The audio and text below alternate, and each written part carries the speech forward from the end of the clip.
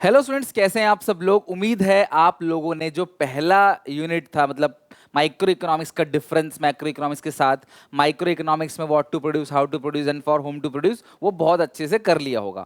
आज हम इसका सेकंड पार्ट पढ़ेंगे, यानी कि आज हम कंज्यूमर इक्विलिब्रियम पढ़ेंगे और यहाँ से क्वेश्चन आने के चांसेस बहुत ज़्यादा है, बिकॉज इस पॉइंट में दम है, यहाँ पे कुछ सीखने लायक है। ठीक है, स्टार्ट करते हैं कंज्यूमर इक्विलिब्रियम। सबसे पहले हम बात करें तो कंज्यूमर कहते किसको हैं? वो इंसान जो सामान खरीदता है क्लास सेल्फ कंजप्शन के लिए, कि भाई जब उसे खुद कंजप्शन करना है सामान को और अपने सेटिस्फेक्शन के लिए चीजों को खरीद रहा है, उसको क्या बोलते हैं? Consumer. There is a difference between customer and consumer. Consumer जो है वो सामान को खुद ही कंज्यूम करेगा, अपने सेटिस्फेक्शन के लिए उसको यूज कर रहा है। कस्टमर ऐसा नहीं करता। कस्टमर क्या करता है क्लास? एक से खरीदेगा, वो दूसरे को बेच देगा।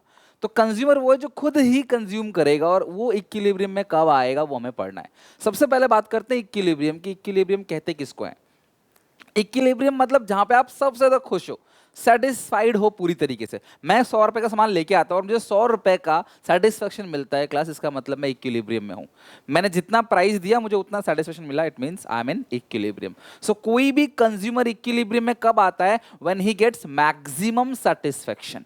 जब उसे ज्यादा से ज्यादा सेटिस्फेक्शन मिलेगा तब वो इक्विलिब्रियम में आएगा। सो A consumer is one who consume goods and services for satisfaction of his want. एक कंज्यूमर वो है जो चीजों को खरीद रहा है क्लास, किस लिए? अपने सेल्फ सेटिस्फेक्शन के लिए। Consumer is one who consume goods and services for satisfaction of his want, और कंज्यूमर को सीकर ऑफ सेटिस्फेक्शन भी कहते हैं। Consumer is the seeker of satisfaction. Consumer satisfaction को ढूंढता है, consumer is the seeker of satisfaction. बात करें कंज्यूमर इक्विलिब्रियम को स्टडी करने की, तो कंज्यूमर इक्विलिब्रियम को स्टडी करने के लिए आपके पास दो अप्रोच है। ध्यान समझना यहाँ पे, कंज्यूमर इक्विलिब्रियम को स्टडी करने के लिए दो अप्रोच आपके पास है। सबसे पहला अप्रोच है कार्डिनल अप्रोच, और जो दूसरा अप्रोच है वो है ऑर्डिनल अप्रोच। इन कार्डिनल अप्रोच, देखो कार्डिनल अप्रोच को दिया किसने था क्लास? एल्फ्रेड मार्शल ने। Alfred Marshall is the father of micro economics. ध्यान रखना, एडम स्मिथ इकोनॉमिक्स के फादर हैं, एल्फ्रेड मार्शल माइक्रो इकोनॉमिक्स के फादर हैं, केन्स मैक्रो इकोनॉमिक्स के फादर हैं। तो मार्शल ने दिया था बहुत पहले, इसीलिए इसको क्या बोलते हैं? Traditional approach. यहां से कहीं से भी क्वेश्चन पूछा सकता है, एमसीक्यू तो कितना भी डीप में पूछ सकता है एनटीए, तो इसलिए इसकी प्रिपरेशन करा रहा हूं अच्छे से लिख के। तो कार्डिनल अप्रोच है, मार्शल ने दिया था, इसलिए इसको क्या बोलते हैं? मार्शलियन अप्रोच। क्या कहते हैं क्लास इसको? मार्शलियन अप्रोच। मार्शलियन अप्रोच। और इस अप्रोच के अंदर उन्होंने स्टडी की थी यूटिलिटी की। यूटिलिटी क्या होता है क्लास, जो आपको पढ़ना है? Utility is the want satisfying capacity of a commodity. अगर ये पेन मैंने खरीदा और उसके लिए पैसे दिए, तो कहीं ना कहीं ये पेन मेरी नीड को, मेरी वांट को पूरा करता है। इसके अंदर एक पावर है जो मुझे सेटिस्फाई करता है, इसलिए मैंने इसे पैसे देकर खरीदा है। So this power is called utility. So किसी भी सामान के अंदर एक हमारी नीड वांट्स को पूरा करने की क्लास पावर होती है, उसी पावर को क्या बोलते हैं? यूटिलिटी। आप सिंपल भाषा में बोलो सेटिस्फैक्शन, राइट? सो कार्डिनल अप्रोच को दिया एल्फ्रेड मार्शल ने, इसे मार्शलियन अप्रोच बोलते हैं। ये बहुत पहले दे दिया था अकॉर्डिंग टू ऑर्डिनल अप्रोच, तो ये बहुत पहले आ गया था, इसलिए इसे ट्रेडिशनल अप्रोच बोलते हैं। और इसके अंदर हम पढ़ते हैं यूटिलिटी के बारे में। और यूटिलिटी होता है क्या? Want satisfying capacity of any commodity. अब सर, मैंने एक एप्पल खाया, उसने मुझे कितना सेटिस्फेक्शन दिया, मैं इसे कैसे बताऊं किसी को? मुझे अच्छा लगा, बहुत अच्छा लगा, अभी क्या है अच्छा बहुत अच्छा क्या है? अब मान लो आपके नंबर आएंगे सीयूईटी में, आपके घर वाले बोले कितने नंबर आए, बोलोगे मेरे बहुत अच्छे नंबर हैं। अच्छे नंबर हैं, वो अच्छा बहुत अच्छा डेफिनेशन अलग अलग है। आपके घर वाले सोच रहे हैं 200 में से 200 आए हर सब्जेक्ट में, वो अच्छा है। आप सोच रहे हो 180 अच्छा है, तो डिफर कर जाता है, सब्जेक्टिव अप्रोच है। तो यूटिलिटी को कैसे मेजर करें? तो एल्फ्रेड मार्शल ने कहा यूटिलिटी को दो तरीके से मेजर कर सकते हैं। सबसे पहला नंबर्स, कि भैया मुझे 10 का सेटिस्फेक्शन मिला, ठीक है, मुझे 20 का सेटिस्फेक्शन मिला, मुझे 15 का सेटिस्फेक्शन मिला। या तो आप नंबर्स में मेजर कर लो, या तो आप मनी में मेजर कर लो। और इन दोनों को मिला के इन्होंने एक टर्म दिया यूटिल्स। तो अगर आपसे कोई पूछे यूटिलिटी को किस में मेजर किया जाता है, तो यूटिल्स में। और यूटिल्स के अंदर क्या आता है? मनी और नंबर। और ये कहाँ पे है क्लास? ये है कार्डिनल अप्रोच के अंदर, राइट? अब दूसरा जो अप्रोच है, हमें ये पढ़ना नहीं है, हमारे सिलेबस में कार्डिनल है, लेकिन आप कंपैरिजन जब तक नहीं करोगे तब तक इसके ऑप्शन भी सही नहीं जाएंगे। इसको दिया था क्लास इसको जो ऑर्डिनल अप्रोच है, ये मॉडर्न अप्रोच है, इसके बाद आया, ठीक है, मॉडर्न अप्रोच। और इसे दिया था प्रोफेसर हिक्स ने, प्रोफेसर हिक्स। इसीलिए इसको बोलते हैं हिक्सेशियन अप्रोच। क्या बोलते हैं क्लास इसको? हिक्सेशियन अप्रोच, और ये मॉडर्न अप्रोच है। और इन्होंने कहा था इंडिफरेंस कर्व के बारे में। किसके बारे में? इंडिफरेंस कर्व के बारे में। लेकिन इन्होंने ये भी कहा था कि जो यूटिलिटी है, यूटिलिटी कैन बी मेजर्ड, इन्होंने कहा था utility can be measured in terms of rank. तो आप ध्यान रखना, in terms of rank, utility को अगर रैंक में मेजर करेंगे, तो वो ऑर्डिनल अप्रोच है। और अगर यूटिलिटी को क्लास नंबर्स और मनी में मेजर करते हैं तो वो क्या है class? Cardinal approach. In cardinal approach utility can be measured in terms of money, number, this is called utils. In ordinal approach utility can be measured in terms of rank, rank 1, rank 2, rank 3, rank 4। लिख लो copy में, ठीक है?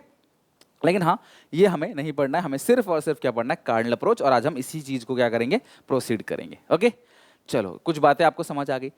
अब cardinal approach को दिया था martial साहब ने। तो मार्शल साहब ने कहा utility is the want satisfying capacity of any commodity. कोई भी कमोडिटी आप खरीदते हो तो वो आपकी वांट्स को सेटिस्फाई करता है, this is called utility. Utility is the want satisfying capacity of any commodity, ठीक है?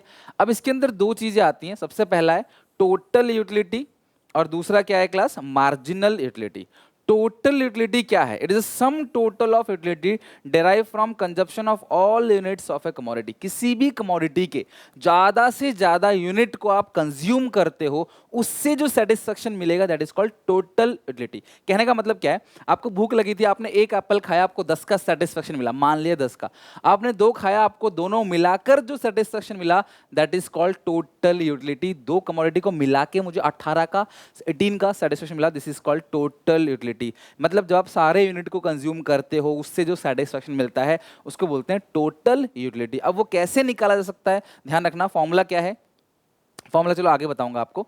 अब जितनी भी यूटिलिटी आप ऐड कर दो, मतलब total utility is equal to utility 1, utility 3, utility 4, जितनी भी कमोडिटी क्लास आप जो है कंज्यूम कर रहे हो ना, आप सबकी यूटिलिटी को ऐड कर दो, n नंबर्स तक, जितने भी नंबर्स होंगे उसकी टोटलिंग करोगे तो क्या आएगा आपका? Total utility. सारी यूटिलिटी को जोड़ के आएगा टोटल यूटिलिटी। मैंने 3 एप्पल खाया और मुझे सेटिस्फेक्शन मिला मान लो 25 का, तीनों को मिला के। सो ये 25 क्या है? टोटल यूटिलिटी है। मतलब 3 के 3 यूनिट को कंज्यूम करने के बाद जो मुझे सेटिस्फेक्शन मिला उसको हम लोग क्या बोलते हैं? Total utility. Now move to marginal utility. क्या कहते हैं class? Marginal utility is the class change in total utility due to consume an additional unit of output. एक एडिशनल यूनिट ऑफ आउटपुट को कंज्यूम करने से जो चेंज आता है टोटल यूटिलिटी के अंदर, उस चेंज को हम लोग क्या बोलते हैं? Marginal utility. यानी change in total utility due to consume an additional unit is called marginal utility. मेरी बात समझना, मैंने एक एप्पल खाया, मुझे 10 का सेटिस्फेक्शन मिला, मैंने 2 खाया, मुझे 18 का। पहला वाला 10 का मुझे दे ही रहा था, जो पहला वाला है वो तो मुझे 10 का सेटिस्फेक्शन दे ही रहा था, और दोनों मिला के मुझे 18 का सेटिस्फेक्शन दे रहे हैं। तो जो दूसरा यूनिट है वो मुझे कितने का सेटिस्फेक्शन देता है क्लास? दूसरा यूनिट मुझे 8 का सेटिस्फेक्शन देता है। ये जो 8 है इसको क्या बोलते हैं? Marginal utility. यानी कि एडिशनल यूनिट को कंज्यूम करने से जो मुझे सेटिस्फेक्शन मिल रहा है, this is called marginal utility. तो अगर मैं बात करूं, एक 10 का दे रहा है, 2 मिला के 18, दूसरा मुझे 8 का दे रहा है। अच्छा, 3 मिला के 25, 2 तो 18 का दे ही रहे थे भाई। 2 एप्पल खा रहा था मैं, तो मुझे 18 का सेटिस्फेक्शन मिल ही रहा था। 3 खाया तो 25 का मिल रहा है तीनों। 2 तो 18 का दे रहे थे, 3 25 का दे रहे हैं, तो तीसरा कितने का दे रहा है? 25 माइनस 18, तो कितने का? 7। तो इसको बोलते हैं मार्जिनल यूटिलिटी। और मार्जिनल यूटिलिटी को ऐड करेंगे तो टोटल यूटिलिटी आएगा। लाइक ये 0 है, ये मतलब अच्छा पहला 10 का दे रहा है, पहला 10 का दे रहा है, दूसरा 8, तो दोनों मिला के 18, तीसरा 7, तीनों मिला के 18 7 25। तो हम mu के 2 फॉर्म लिख सकते हैं। सबसे पहला mu equal to T U N minus 1, और एक और फॉर्मूला भी है इसका, change in T U upon change in quantity. ये भी mu का ही फॉर्मूला है, अभी मैं प्रूफ करके दिखाऊंगा आपको। और टी यू के भी 2 फॉर्मूले बन सकते हैं। क्या? पहला तो यूनिटी 1 ये, अब दूसरा सिग्मा mu जो है वो भी टी यू के बराबर आएगा, राइट? तो अगर मैं तुम्हें लिख के दूं यहाँ पे फॉर्मूला, क्योंकि फॉर्मूले से क्वेश्चन आ जाता है, sigma mu is equal to T U और utility 1, utility 2, utility 3 and so on number of times n is equal to total. ये क्लास टी यू का फॉर्मूला हो गया। अच्छा, mu के 2 फॉर्मूले कि आता है, कौन सा फॉर्मूला mu का है, कौन सा फॉर्मूला ट्रू है, कौन सा फॉर्मूला नॉट ट्रू है, तो सारे फॉर्मूले पता होना चाहिए सीयूटी के अंदर। mu equal to T U N minus T U n-1 और mu equal to change in total utility upon change in quantity. तो अगर मैं तुम्हें क्वेश्चन दूं, बोलो ये रहा क्वांटिटी 1 और 2, टीयू है 70 और 120, ठीक है, तो आप मुझे यहाँ पे बताओ एमयू कितना आएगा, ठीक है। तो आप क्या करोगे, टीयू 2 माइनस टीयू 1 घटा दोगे, 120 में 70 गया सर, कितना आ गया 50, आ गया आंसर, एमयू खत्म। लेकिन अगर मैं क्वेश्चन थोड़ा सा चेंज कर दूं और मैं 1 की जगह 3 कर दूं, 1 की जगह 3, 2 नहीं है 3, और एडिशनल यूनिट है ही नहीं अब क्योंकि ये 3 हो गया, तो अब आप क्या करोगे, अगर 1 की जगह 3 कर दिया जाए तो आप क्या करोगे, चेंज इन टीयू कितना है क्लास यहाँ 50 divide by change in quantity, 3 में से 1 गया 2, तो आंसर आएगा 25। तो फॉर्मूला कौन सा लगा, change in TU upon change in quantity. तो जब एक, अगर वो गैप 1 होता, 1 के बाद 2, तो फिर 1 से डिवाइड देते 50 को, 1 से डिवाइड देते आता 50, चेंज 1 ही है। लेकिन चेंज 1 से ज़्यादा है तो आपको क्लास क्वांटिटी में जो चेंज है आपको उससे भी डिवाइड देना पड़ेगा। यानी कि एमयू का जो फॉर्मूला है वो है change in total utility upon change in quantity. तो जो टोटल यूटिलिटी है और जो क्वांटिटी है आप डिवाइड दोगे तो उसको क्या बोलते हैं क्लास, मार्जिनल यूटिलिटी यानी कि एमयू। आई होप आपको टीयू एमयू बहुत अच्छे से, बहुत बेहतरीन तरीके से समझ आ गया होगा, ठीक है। चलो अब हम चलते हैं क्लास, मतलब एक चीज आपको और पता चल गई, आप एमयू को ऐड करते जाओगे टीयू आएगा। लाइक क्वांटिटी लिख दिया मैंने 1 2 3 4 और एमयू लिख दिया मैंने मान लो 8 7 6 5, तो आप एमयू को जोड़ते चले जाओगे ना तो आपको टीयू मिल जाएगा। जैसे टीयू कैसे निकलेगा, 8 8 प्लस 7 15 15 प्लस 6 21 प्लस 5 26।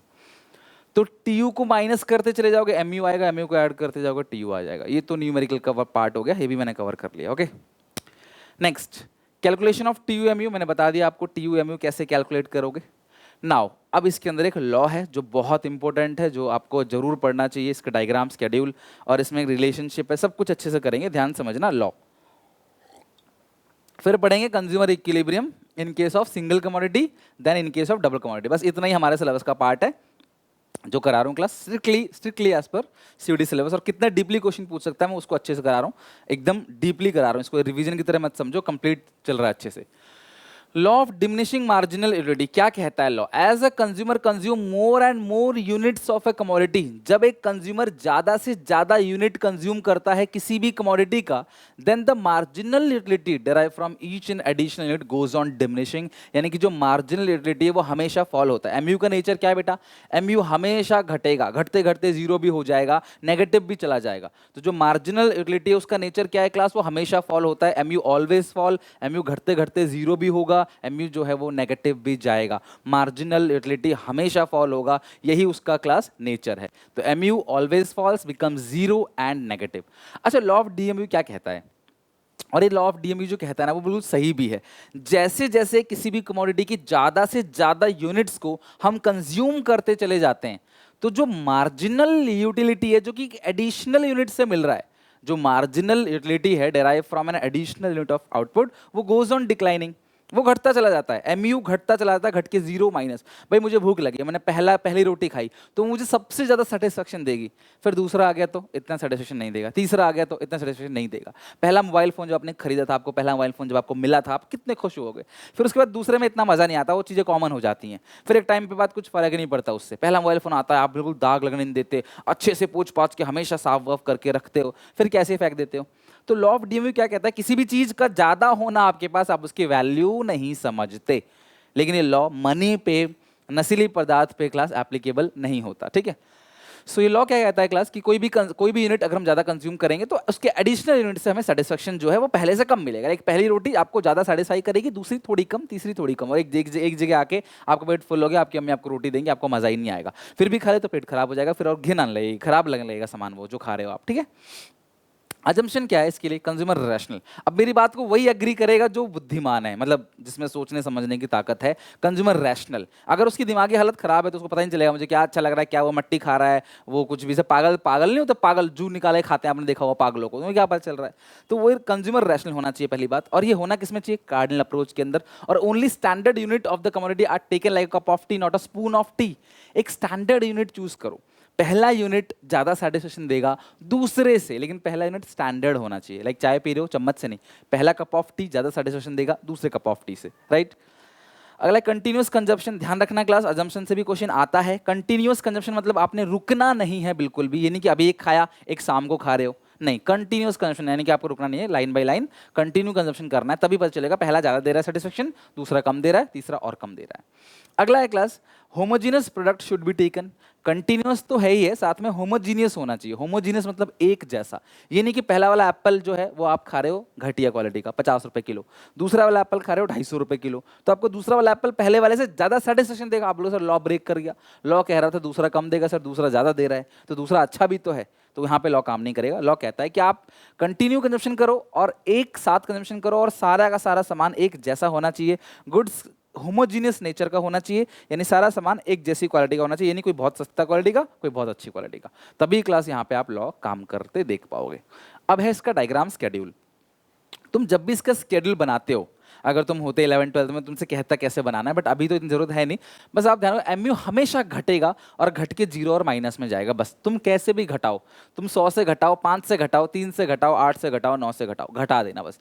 8 6 4 2, सर जरूरी है गैप बराबर बराबर नहीं, 8 के बाद 7 भी कर सकते हो, 7 के बाद 3 भी कर सकते हो, कुछ भी कर सकते हो, बस उसे घटाना है, वो घटता चला। अब एमयू को जोड़ो, पहला तो देखो अगर आप 0 यूनिट कंज्यूम कर रहे हो, सेटिस्फेक्शन 0, उसका भी 0, उसको लिखते नहीं है, डैश मान लेते हैं क्योंकि 0 इसके ऊपर कुछ है नहीं, तो हम मानते हैं डैश।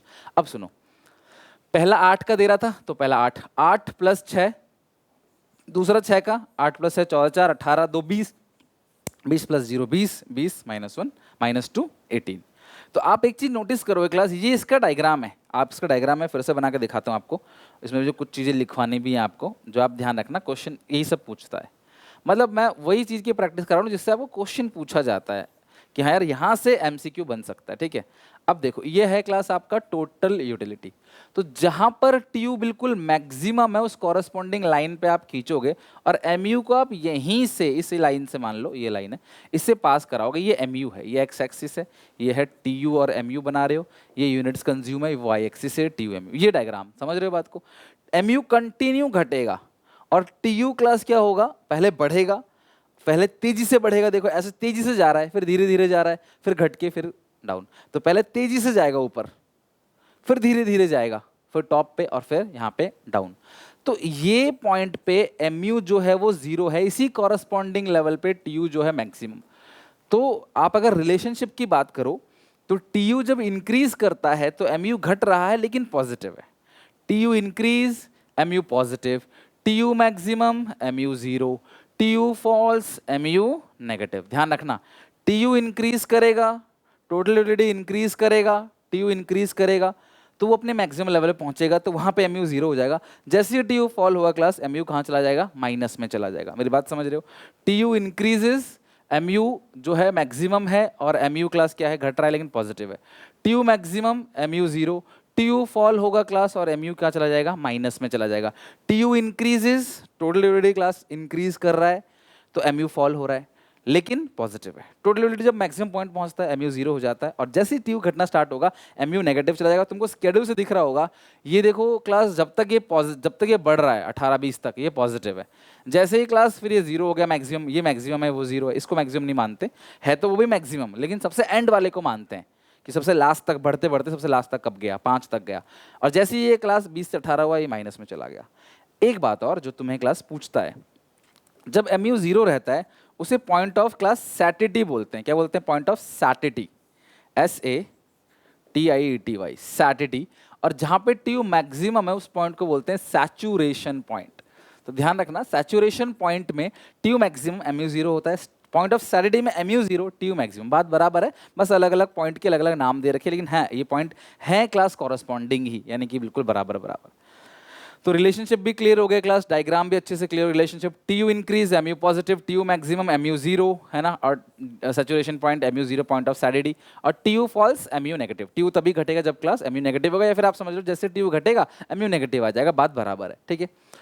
अब आते हैं क्लास कंज्यूमर इक्विलिब्रियम। तो कोई भी कंज्यूमर इक्विलिब्रियम में तभी आएगा जब उसे मैक्सिमम सेटिस्फैक्शन मिलेगा।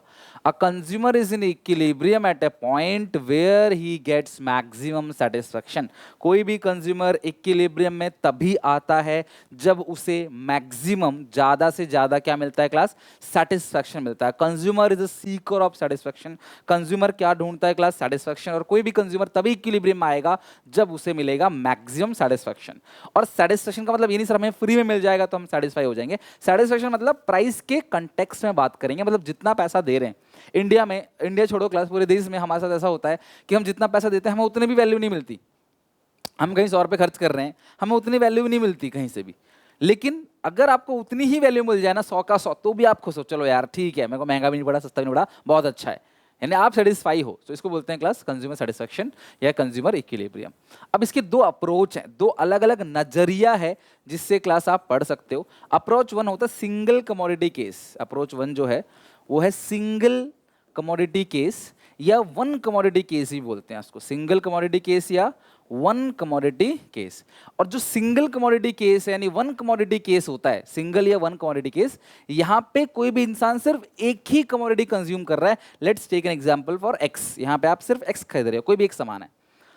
अप्रोच टू जो है वो कहता है डबल कमोडिटी केस, डबल या two commodity case. In case of single commodity case, single commodity में कंज्यूमर सिर्फ एक ही कमोडिटी कंज्यूम करता है. लेकिन डबल कमोडिटी केस में कंज्यूमर दो डिफरेंट यूनिट को कंज्यूम करता है. In case of single commodity case consumer consume only one commodity. Let's take an example for X, वो सिर्फ एक्स ले रहा है. But in case of to commodity case, double commodity case में consumer ले रहा है two different commodity. Single commodity case में कंज्यूमर सिर्फ एक ही कमोडिटी कंज्यूम करता है, लेकिन डबल कमोडिटी केस में कंज्यूमर दो डिफरेंट कमोडिटी को कंज्यूम करता है. इसके मतलब है क्लास दो, एक्स और वाई. तो हमें यह जानना है कि सिंगल कमोडिटी केस में कोई भी कंज्यूमर इक्विलिब्रियम में कब आएगा और डबल कमोडिटी केस में कोई भी कंज्यूमर इक्विलिब्रियम में कब आएगा. इन case of single commodity consumer equilibrium में कब आएगा और इन case of double commodity consumer equilibrium में कब आएगा. मेरी बात समझ गए? सो सिंगल कमोडिटी केस जहां पे कंज्यूमर एक ही सामान कंज्यूम करता है वो कब मैक्सिमम सेटिस्फैक्शन में आएगा, और डबल कमोडिटी केस में दो डिफरेंट गुड्स है तो वो कब इक्विलिब्रियम में आएगा. हमें ये स्टडी करना है, ठीक है. So in case of single commodity, consumer is in equilibrium at a point where the marginal utility of X commodity is equal to its price. Single commodity case में कोई भी कंज्यूमर इक्विलिब्रियम में तब आता है जब उस कमोडिटी का जो मार्जिनल यूटिलिटी है वो उस कमोडिटी के प्राइस के बराबर हो. यानी कि MUX अगर PX के बराबर है, marginal utility of X commodity अगर प्राइस ऑफ X कमोडिटी के बराबर है, इसका मतलब कंज्यूमर इक्विलिब्रियम में आएगा. बस आप इतनी सी बात ध्यान रखना. सिंगल कमोडिटी केस में कोई भी कंज्यूमर इक्विलिब्रियम में तब आता है जब क्लास उसका मार्जिनल यूटिलिटी उसके प्राइस के बराबर हो. Equilibrium is the point where the consumer is getting maximum satisfaction with his given income. उसको बोलते हैं इक्विलिब्रियम. और कब आएगा इक्विलिब्रियम? जब MUX PX के बराबर होगा. अब यहाँ पे आप चेक कर सकते हो, ध्यान से देखना. प्राइस को हम पूरी सिलेबस के अंदर कांस्टेंट मानेंगे. हालांकि प्राइस घटता भी है लेकिन हम पूरे सिलेबस के अंदर प्राइस को कांस्टेंट मानते हैं. परफेक्ट कंपटीशन का एग्जांपल है. परफेक्ट कंपटीशन एक मार्केट होती है जिसके बारे में डिटेल आपको जानना नहीं है, बस आप इतना ध्यान रखो उस मार्केट में सेम सामान मिलता है सेम प्राइस पे, तो प्राइस सेम है. तो प्राइस को मैंने कुछ भी अज्यूम कर लिया.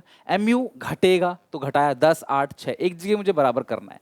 फिर 4 हो गया, आप चाहो तो और घटा के -0 भी लिख सकते हो, फिर -2 भी लिख सकते हो, कुछ भी लिख सकते हो. तो जब MUX और PX दोनों आपस में बराबर होगा तो कंज्यूमर इक्विलिब्रियम में आएगा थर्ड यूनिट पे. जब कंज्यूमर थर्ड यूनिट कंज्यूम कर रहा है तब वो इक्विलिब्रियम में आ रहा है, because at that point MUX equal to PX. तो देखो MU हमेशा घटता चला जाता है, PX को आपने कांस्टेंट माना है. तो ये जो पॉइंट है ना जहां MUX और PX दोनों आपस में बराबर है, उस पॉइंट को बोलते हैं क्लास इक्विलिब्रियम पॉइंट.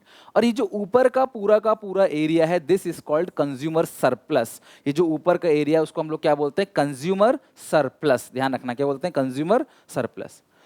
अब आते हैं double commodity. Single commodity case में समझ गया MUX इक्वल टू PX. और डबल कमोडिटी केस में क्या होता है, ध्यान समझना. In double commodity case consumer consume two different commodity X and Y. और कंज्यूमर इक्विलिब्रियम में कब आएगा? सीधी बात करूंगा क्लास, कंज्यूमर इक्विलिब्रियम में कब आएगा?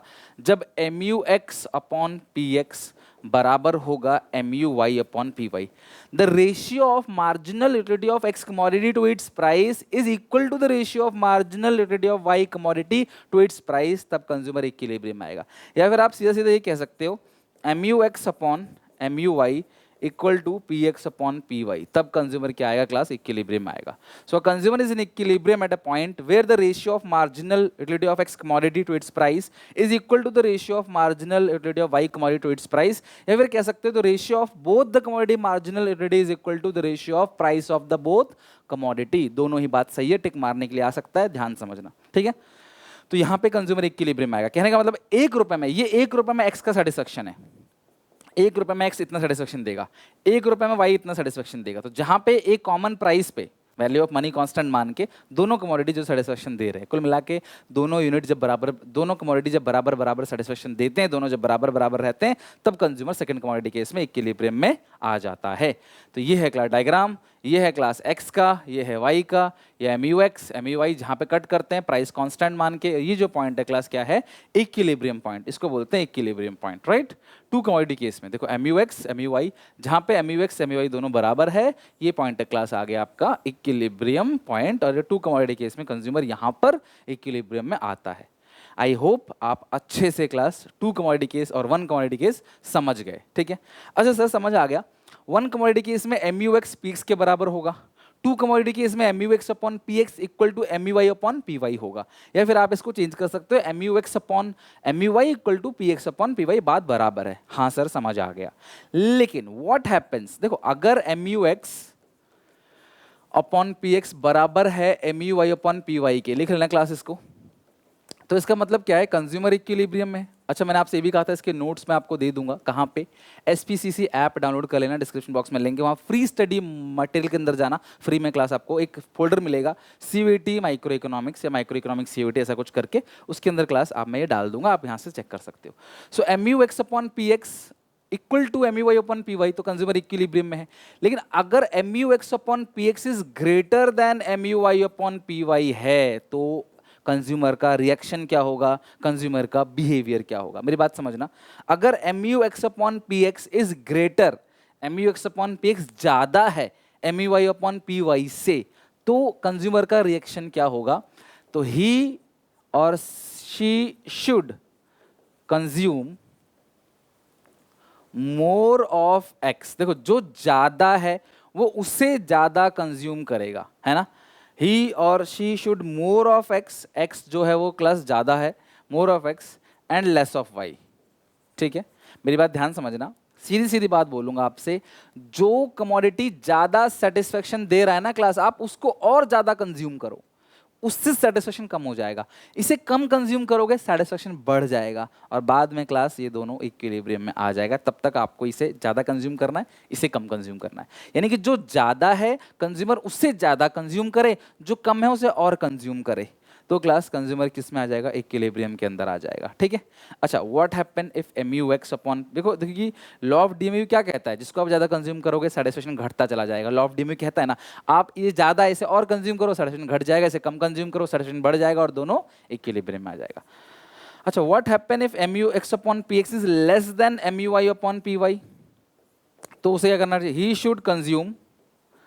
Should consume more of Y, more of Y and less of X. तो यहाँ पे y से सेटिस्फेक्शन ज्यादा मिल रहा है, उसको y ज्यादा कंज्यूम करना और x कम कंज्यूम करना है, तो क्लास वो इक्विलिब्रियम में आ जाएगा. इसको बोलते हैं क्लास आपका डबल कमोडिटी केस में रिएक्शन ऑफ कंज्यूमर. अगर बराबर है तो इक्विलिब्रियम में है, सेटिस्फेक्शन है, यहाँ रुक गया वो. अगर ये ज्यादा है, यहाँ इक्विलिब्रियम मतलब state of restlessness, state of changelessness, रुक जाना, यहाँ पे रुक गया, रेस्ट करेगा और आगे नहीं, यहाँ पे खुश, पेट भर गया भैया बस. और ये ज़्यादा है तो इसे और ज़्यादा कंज्यूम करेगा, ये ज़्यादा है तो वाई को ज़्यादा कंज्यूम करेगा, दूसरे वाले को कम. तो ये है डबल कमोडिटी केस में जो आपने ध्यान रखना है. ठीक है, वही लिखा है what happens M U X अगर कम है, M U Y upon P Y ज़्यादा है, तो वो वाई को ज़्यादा कंज्यूम करेगा तब तक जब तक कि इक्विलिब्रियम में ना आ जाए. अच्छा अब यहाँ पे एक छोटा सा क्वेश्चन है क्लास, लॉजिक नहीं बनता बड़े क्वेश्चंस का, लेकिन हाँ तुमसे घुमा फिरा के पूछ ना ले कहीं, तो मैं एक प्रैक्टिस करा रहा हूँ बस आपको. ये है क्लास 1 2 3 4, यह है 12 10 8 और 6 एम यू. तो जहाँ पे और प्राइस ऊपर दिया 8, तो M U X P X कहाँ पे है, थर्ड यूनिट पे. आप चेक करो, ये है क्लास एम यू एक्स और ये है पी एक्स बराबर है, जहाँ पे एम और पी एक्स बराबर होगा वहाँ पे कंज्यूमर इक्विलिब्रियम में आएगा। So third level of output पे कंज्यूमर इक्विलिब्रियम में आ जाएगा, बिकॉज यहाँ पे एम पी एक्स बराबर है। उससे कम कंज्यूम नहीं करेगा क्लास, क्योंकि पेट नहीं भरा है क्लास, उसको आगे चलना ही है, ज़्यादा कंज्यूम करना है। इसके आगे नहीं जाएगा क्लास, क्योंकि आगे प्राइस ज़्यादा पे करना पड़ रहा है, सेटिस्फेक्शन जो है वो कम मिल रहा है उसको, तो कंज्यूमर यहीं रुकेगा, उससे ज़्यादा नहीं जाएगा। इससे पहले सेटिस्फेक्शन कम था इसके पास और भूख थी भाई, मुझे पता है पहली रोटी ज़्यादा सेटिस्फेक्शन देगी, दूसरी कम, बट फिर भी मुझे दूसरा खाना पड़ेगा पेट भरने के लिए। लेकिन जब पेट भर गया मैं उसके आगे नहीं जाऊंगा, क्योंकि मैं प्राइस पे करूंगा दुकानदार को, लेकिन मुझे आउटपुट मिलेगा नहीं, आउटपुट कम मिलेगा। मैं प्राइस पे कर रहा हूँ क्लास 8 रुपए का, सेटिस्फेक्शन मुझे 6 का मिल रहा है, तो क्लास में इक्विलिब्रियम में कैसे आऊँगा? तो जहाँ पे एम यू एक्स के बराबर होगा वहाँ पे कंज्यूमर इक्विलिब्रियम में आएगा। अच्छा, ये जो गैप है इसे बोलते हैं class consumer surplus. Consumer surplus का मतलब क्या है क्लास, कि यहाँ पे जो सेटिस्फेक्शन मिल रहा है वो ज़्यादा मिल रहा है और जो प्राइस है वो कम है, उसको बोलते हैं कंज्यूमर सरप्लस। सेटिस्फेक्शन ज़्यादा, एम ज़्यादा है, लेकिन पी जो है वो कम है। M is more and P is less. बस खत्म। तो इतना ही था क्लास आपके कंज्यूमर इक्विलिब्रियम में। Single commodity case, double commodity case, definition, relationship, law of DMU, सब कुछ हमने अच्छे से कर लिया। टीयूएमयू कैसे निकालना ये भी हमने समझ लिया, सारे फॉर्मूले देख लिए। I think more than enough है, इससे ज़्यादा क्लास नहीं पूछेगा।